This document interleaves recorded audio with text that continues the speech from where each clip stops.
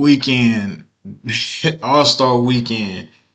What was y'all takeaway of All Star Weekend? Do ya? I didn't get a chance to watch. I only seen like highlights, so I don't know what it felt like watching it live in terms of like the actual All Star game setup. I don't know if y'all got a chance to, but saying all that to say, how did y'all feel about the All Star Weekend in its entirety, or just the All Star game? Do y'all feel like it's maybe making strides back to being something of relevance or not?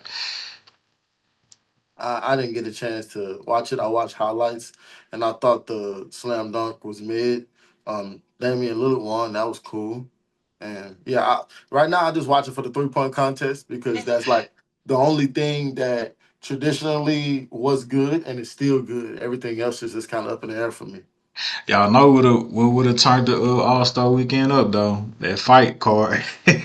It's well, I ain't you gonna still want I ain't gonna lie. I'm gonna say this: the All you Star still trying to Weekend, promote that fight.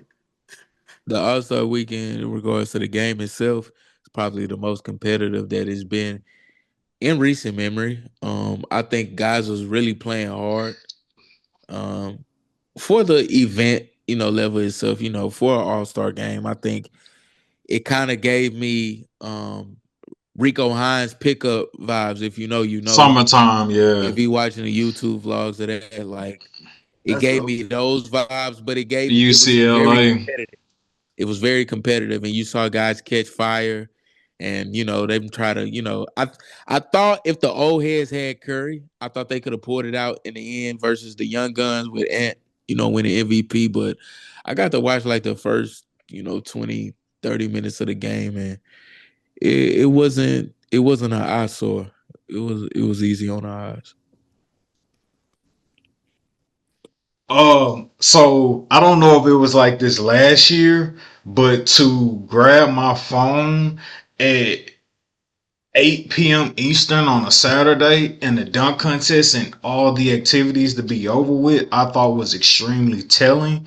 So, from one side, I asked myself, I wonder if this was done from the NBA Players Association with them just, when you go through the collective bargaining agreement things that you want in place, hey, let's get all of these all-star activities out the way early so we as players can still go out, have the night to ourselves.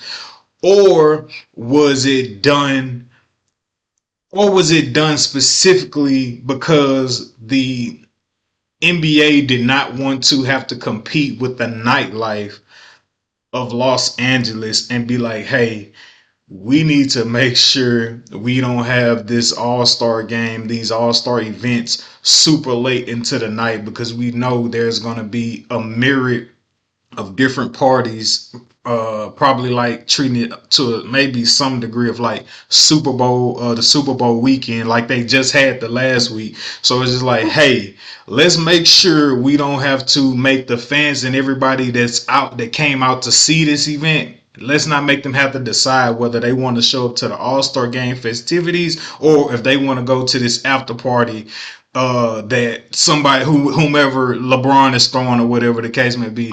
So I'll buy a little stock in that because nigga, that traffic get crazy out there in LA, and you don't want to be ahead of a security trying to figure out where to put your talent, and y'all is and shit. then true to that too, but even also with them it was being hosted at the Clippers arena if I believe so correctly, and the way they had the arena set up, they have like these LED little flickers all around the arena so it looked like it's a bunch of fans like back in the day in the vintage days where like you got the camera phones going or whatever, so you think it's a flash of a bunch of people, but if you really take a zoom out and scan, it does not look like a packed out crowd at all, which goes back to, yeah, we getting ready for the club tonight. You know what I'm saying? It's almost And equated then to you gotta like, look at where you are too, like albeit LA. You gotta think about what's all going on around this same time, right? Like it's still LA, Gang It's activity. not even like I ain't even talking about that. Like it's just so much more to do, even though the all stars typically like culturally like the main attraction, like in clubs around the area are gonna get like high traffic, high volume of people, just because of the events itself. But I don't know. I think it's telling that CBA bargained for, events being earlier so that players could enjoy the night earlier or just have more of the night to themselves. So Like, you remember being up late, 10 o'clock, dunk contest was great, and it's just not ending 10, 11 o'clock. Like, niggas bro, saying it it's was. taking too long. By the time we get out the locker room, get changed clothes, talk to the media and everything, it's already 12:30, bro. I'm finna miss half the club by the time I get there. It's gonna be maybe 1:30. I'm pitching 30 minutes worth of action before the club closes at 2. Then 2, Booty Club just getting bracking for real, honestly. And you got that until about what? 5, 6. If you're nasty and just staying out that late and you ain't a married man and you just on the prowl on some F stuff. I would say this. Bro. I don't think fans or players would have a problem as the league has aged. I don't think they would have a problem continuing to like have the festivities late if the festivities were still up to par.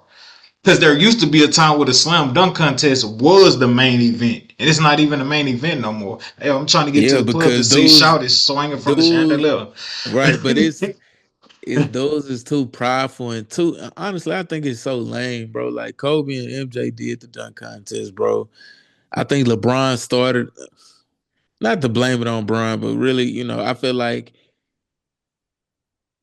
his example means so much and people follow him. For them to talk so much stuff about him, they follow his lead on what he does.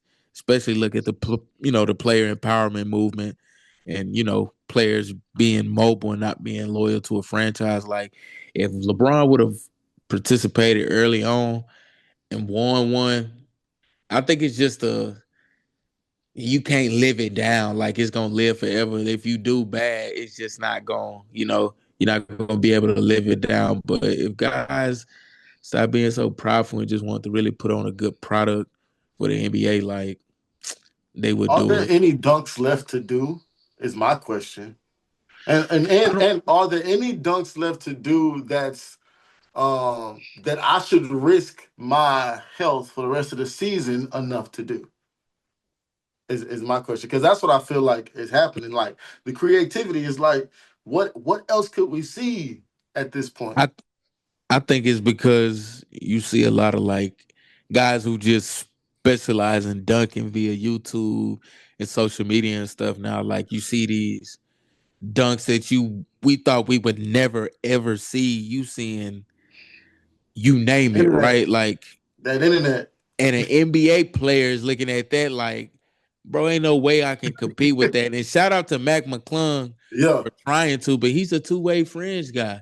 In Yeah. regards to, some days he in the G Your League. dunks look better when you're a superstar in the league. Your dunk looks better when you Ja Morant, you got a lead shoe. Your dunk look better when you Anthony Edwards, you got a lead shoe. Your dunk look yeah, better when you Zion Williamson, you got to look like it just hit different when you a superstar and you or an all-star or just a star in the league, and you have a footing in the league and you doing it as opposed to 4 or 5 guys that we never heard of and fringe two-way guys doing it just to kind of add bodies to the competition, man. The slam dunk contest and the things that, and I think somebody else made a good point too. Like I think on Nightcap they were saying like it's a 3-point shooting league now, and that's like the most exciting thing as opposed to what people want to see. People don't really want to see the dunk contest no more. They really want to see the 3-point shootout, and really they got a point. Like